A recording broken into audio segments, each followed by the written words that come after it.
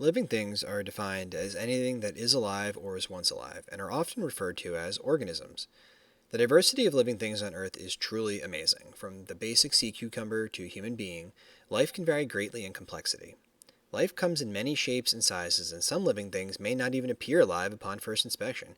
For this reason, scientists developed certain characteristics that must be met in order for something to be considered alive.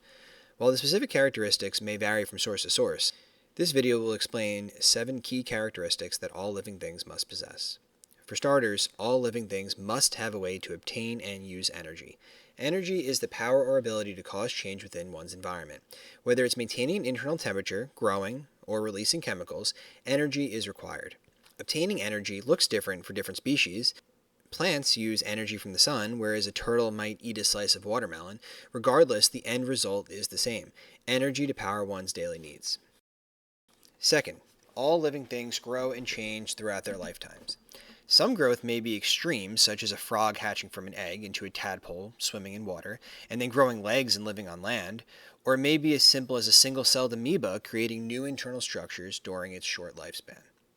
Next up, living things must have a way to reproduce. Reproduction means that a species can pass on genetic material to create a new generation with similar traits. Dogs give birth to puppies, trees make seeds, and a paramecium divides in half.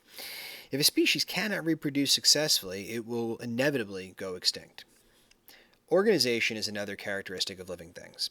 It means that their bodies are arranged in an orderly, structured way, from the smallest parts to the whole organism. All living things are made of cells, and these cells are organized into levels that work together. Cells forming tissues, tissues into organs, organs forming systems, and organ systems working as a complex organism. Members of the same species are also arranged in a similar way, barring any abnormalities. For example, all ducks have a bill, 2 webbed feet, and are covered in feathers. Next, living things can respond to stimuli in their environment. A stimulus could be changes in temperature, sounds, or the presence of another living thing. A rabbit might sense a predator and run for protection, or a plant may grow towards a source of sunlight. Another characteristic is that living things, as a species, can adapt over time. Through natural selection, the individual with the best traits in a generation will produce more offspring, and eventually those traits will spread through the population. Through this mechanism, a species develops traits that are tailored to survive in a given environment. Finally, all living things must be made up of one or more cells. A cell is the smallest structure that also possesses all of the characteristics of one. Some organisms can be made up of just one cell, while others may be made up of trillions. This has been a look into 7 of the characteristics that define something as a living thing. Living things may meet these requirements in different ways, but they are united in these common features. For more videos just like this, subscribe and browse the channel.